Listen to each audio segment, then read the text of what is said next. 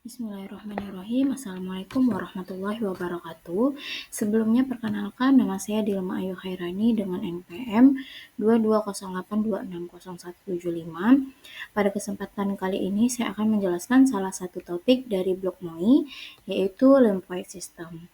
Nah, lymphoid system ini merupakan komponen vital dari sistem imun tubuh manusia yang berfungsi mempertahankan homeostasis dan melindungi tubuh dari agen berbahaya.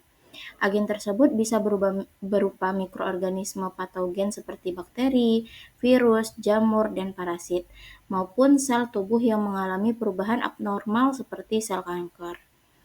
Nah, sistem ini tersusun atas jaringan limfoid, organ limfoid, dan sel imun khusus yang bekerja secara sinergis. Mekanisme pertahanannya mencakup respon imun bawaan atau innate yang cepat tetapi tidak spesifik, dan respon imun adaptif atau respon imun yang spesifik yang lebih lambat namun sangat terarah terhadap antigen tertentu. Berdasarkan fungsinya, organ limfoid dibedakan menjadi organ primar, pematangan sel imun, dan organ sekunder atau tempat respon imunnya itu berlangsung. Nah, untuk organ limfoid primar itu adalah lokasi utama pembentukan dan pematangan limfosit sehingga sel-sel imun siap menjalankan fungsinya.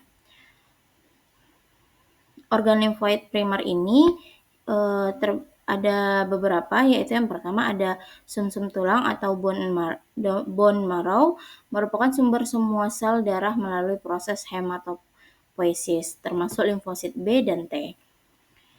Sel B mengalami pematangan di sumsum tulang. Proses ini mencakup pembentukan reseptor antigen pada permukaannya, sehingga dapat mengenali antigen secara spesifik. Nah, selain itu, sel-sel progenitor limfoid yang akan menjadi sel T juga berasal dari sumsum tulang, meskipun pematangannya dilanjutkan di timus. Kemudian yang kedua itu ada timus. Organ yang terletak di mediastinum anterior ini menjadi tempat pematangan sel B. Nah, di sini terjadi proses seleksi positif atau memilih sel T yang mampu mengenali MHC, dan seleksi negatif atau mengeliminasi sel T yang bereaksi terhadap antigen tubuh sendiri.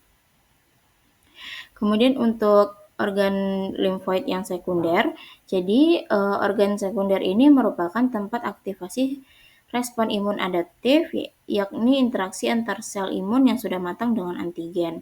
Yang pertama itu ada limfa atau spleen, bertugasnya untuk menyaring darah dari antigen, mikroorganisme, dan sel darah merah tua.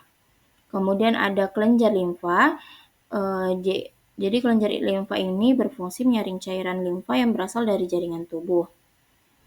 Kemudian yang ketiga ada jaringan limfoid terkait mukosa. Itu ada mouth, mucosa associated lymphoid tissue. Itu meliputi tonsil, adenoid, pairs, pads di usus, dan jaringan limfoid pada saluran pernapasan. Kemudian selanjutnya untuk sel-sel utama dalam sistem limfoid, yang pertama ada limfoid B.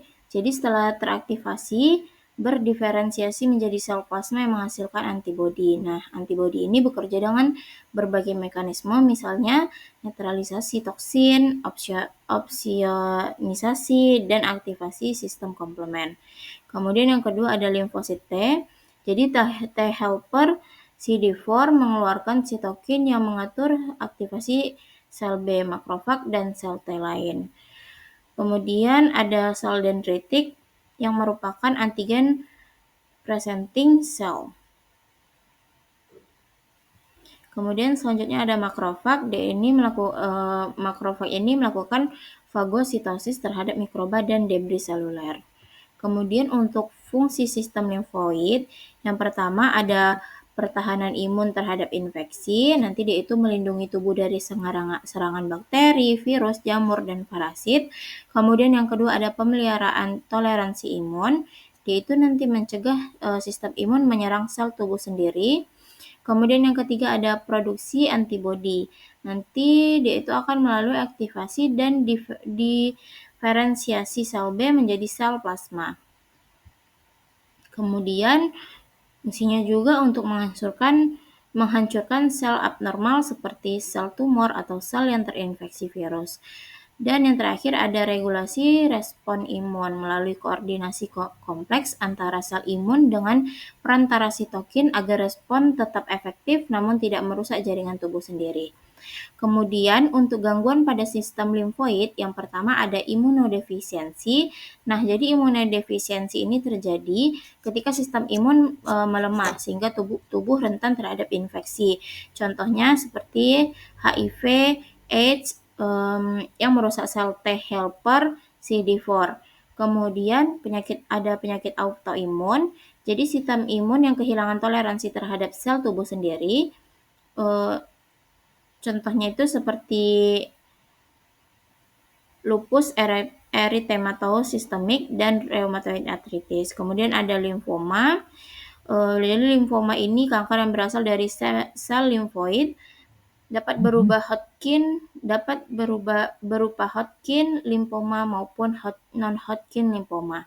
Nanti ditandai dengan proliferasi abnormal limfosit yang mengganggu fungsi abnormal sistem imun.